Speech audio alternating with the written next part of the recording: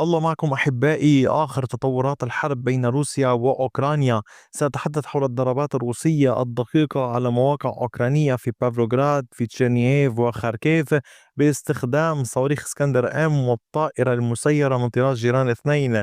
تعرفوا على المواقع المستهدفة، الخسائر البشرية والمادية، وتأثير الهجمات على البنية التحتية للطاقة والسكك الحديدية والمواقع العسكرية. طبعا تابعوا التفاصيل حتى النهاية كي لا تفوتوا أي معلومة. ولنبدأ مباشرة بما حصل ببافلوغراد. هنا كان هناك القوات جرى توجيه ضربة مزدوجة بمنظومة الصواريخ التكتيكية اسكندر أم. الهدف كان هنا سجن النساء رقم 142. هذا السجن جرى استخدامه كنقطة لوجستية لتجميع الجنود، تدريبهم وتعليمهم. وطبعا هي يكون قول تتواجد بها الكثير من نقاط مؤقتة للأفراد ومواقف الآليات العسكرية. الموقع كان يضم مبنى إداري للحراسة، إضافة إلى أمور أخرى مختلفة تتواجد في هذا المكان. طبعا أيضا نفسه يستخدم كنوع من في حال كان هناك أفراد لديهم عقوبات يجري تحويلهم إلى هذه المنطقة. كان يضم عددا كبيرا من الجنود الأوكران. نتائج الضربة تمت بصاروخين كما قلنا. الأولى أصابت يعني أحد المباني الإدارية من 5 طوابق. إضافة إلى ذلك الضربة الثانية أصابت منكم قول قرب مخزن ومعدات في يعني هذين الموقعين. كان هناك أضرار في عدد كبير من السيارات والشاحنات والسيارات المدرعة، إضافة إلى خسائر بشرية من قتلى وجرحى في صفوف القوات الأوكرانية. فيما يتعلق أحبائي بالضربة الثانية باتجاه تشيرنيهيف، هنا تمت بواسطة مسيرات روسية من طراز جيران اثنين. أول هدف جرى يمكن قول استهداف محطة الجر الكهربائية الموجودة هنا. تضرر أحد المحولات وخزانات الزيت، وكان هناك احتراق وحدة المبردات. كذلك توقف نظام تغذية شبكة الاتصال وانتقال القطارات إلى الجر بالديزل. طبعا هذه دوما تحصل حين يتم استهداف أحد محطات الجر بالكهرباء. تنتقل القطارات الأوكرانية مباشرة إلى الديزل. ولكن طبعا أعود وأقول لكم، حين يتم انتقال الديزل تصبح العملية أبطأ، تصبح الحمولة تحتاج وقتا، يعني تتأخر الإمدادات. الضربة الثانية كانت على محطة التوزيع في هذه المنطقة. كان هناك انفجار في أحد الأقسام أدى إلى تدمير العوازل والمحولات، وكان هناك فصل لوحدات الحماية المرحلية. الضربة الثالثة أيضا كانت على قاعدة للنفط موجودة هنا لشركة أسبيكا. جرى تدمير خزان وقود RVS 1000 بالكامل، واشتعلت خزانات مجاورة. كان هناك تعقيد في إخماد الحريق بسبب تدمير محطة الضخ وفقدان ضغط خط الإطفاء.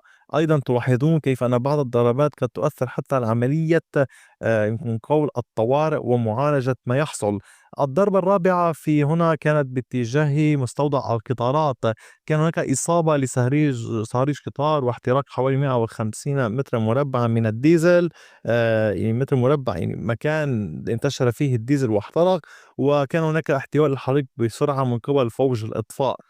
تأثير هذه الضربات هو كالتالي أحبائي: كما قلت لكم، تعطيل محطات الجر الكهربائية، الانتقال إلى الديزل يؤخر الكثير، أحيانا يؤدي إلى توقف. إن هذه الضربات أدت إلى توقف الإمداد بالطاقة إلى عدد من مناطق السكك الحديد الأخرى. وأيضا هناك الحاجة لاستبدال المحولات وإعادة تمديد مسار الكابلات. أحبائي، هناك أمر هام للغاية. تلاحظون حجم الضربات التي حصلت، وبالتالي الأوكران حاليا لا يحتاجون إلى قطعة وقطعتين فقط من الغيار، بل يحتاجون إلى عشرات القطع نتيجة الضربات التي حصلت. وبالتالي حين تصبح الفاتورة كبيرة، يعني الأمر مختلف عن أن تكون الفاتورة صغيرة والكلفة صغيرة، وبالتالي تصبح الحصول على مساعدات يعني هم بحاجة لمساعدات أكبر وأكثر، وإلى قطع غيار بشكل مستعجل. لذلك أيضا ربما هل تتوافق بعض قطع الغيار مع هذه المحطات؟ هذا أيضا سؤال هام للغاية. وبالتالي هذه الضربات لديها أهمية عالية جدا جدا. فيما يتعلق بالضربات على خاركيف، كان هناك قول استهداف على بنية الطاقة. الضربة الأولى كانت على محطة توليد الطاقة الحرارية خاركيف 2. كان هناك ضربات على محولات الطاقة وأيضًا تمزق نظام الزيت مع احتراق الزيت وانفجار في مداخل الزيت وتدمير العوازل، وأيضًا توقفت مضخات الزيت ووحدات الحماية المرحلية، وبالتالي تلاحظون يعني كيف يتم استخدام السلاح بطريقة تؤدي إلى توقف أمور أو تعطل أو تدمير أو إتلاف قطع تؤثر على عمل المحطات التي تولد الطاقة. وطبعا نحن نتحدث هنا عن ضربات إضافية لتلك التي أعلنت عنها أمس بالفيديو الذي نشرته ظهر أمس ما يتعلق بخاركيف. أيضا في مجال خاركيف الضربات قد طالت أيضا محطة فرعية 330 كيلو فولت في ستيبوفايا. هنا 9 ضربات على المحولات تلقتها هذه المحطة. الروس يعني كانوا على ما يبدو مصممين على استهداف كبير وواسع في هذا المكان. الحريق كان بحجم 200 متر مربع. أيضا كان هناك شلل كامل في التحكم التشغيلي لمفاتيح يعني تدعى كيران 110 كيلو فولت. نتائج الهجمات كانت كالتالي على خاركيف.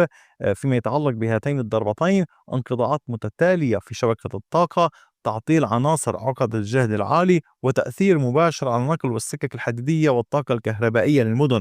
وبالتالي هناك محاولة التأثير الكبير في الجهد يعني وكون الإمداد الحركة الأوكرانية سواء العسكرية أو المدنية في كامل المنطقة.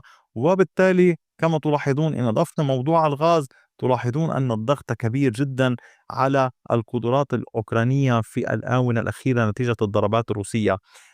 طبعا كما لاحظتم في هذا الفيديو بالتفصيل الضربات الروسية دقيقة وقاسية على بافلوغراد، تشيرنيهيف وخاركيف، وباستخدام هذه الصواريخ والمسيرات تحاول القوات الروسية كما قلت لكم في وقت سابق أنه كل هدف يعني يعلمون إن كان يحتاج صاروخا أم مسيرة، وبالتالي تقدير يعني كيف ستكون الضربة وأين، ويعلمون بتفاصيلها.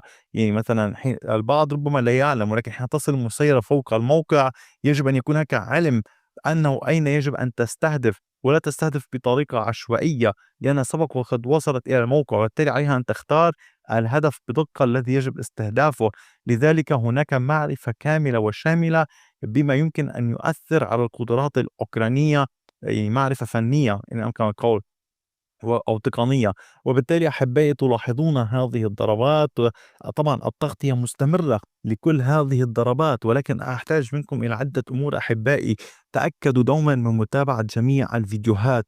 حين تصبح لديكم معرفة كاملة بالضربات التي تحصل ستصبح لديكم صورة واضحة وشاملة، ويمكن قول تختفي الكثير من الأسئلة. البعض ما زال حتى اللحظة يقول لماذا لا يستهدف الروس الخطوط والمناطق الخلفية. بكل أسف الفيديوهات ربما لا تظهر، ربما البعض لا يشاهد، ولكن من يشاهد هذه الفيديوهات يعلم أنه هناك قصف إن أمكن القول مدروس وليس بشكل عبثي.